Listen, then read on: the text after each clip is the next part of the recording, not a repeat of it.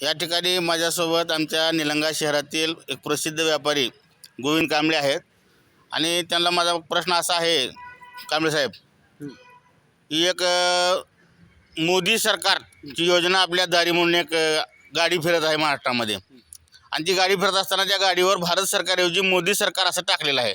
त्याच्यावर आपलं मत काय नेमकं?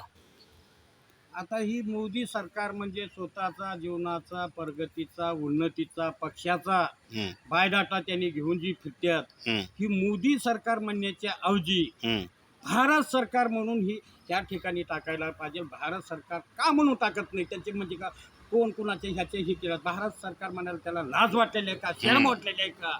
या माध्यमातून ही आज मोदी सरकारला मी प्रश्न विचारू शकतो. आज भारत देशाच्या ह्याच्यावर तुम्ही राजकारण करू शकता? आज रोजी या भारत देशावर तुमचे राजकारण, उन्नती, प्रगती स्थळावर झाला. आज या संविधानाच्या माध्यमातून चहा विकणारा माणूस देशाचा पंतप्रधान होऊ शकतोय. कुणाच्या? ते बाबासाहेबाच्या पुण्यामुळे आज भारताचे पंतप्रधान होऊ शकते. आणि आज रोजी जर भारताचे पंतप्रधान झाल्यानंतर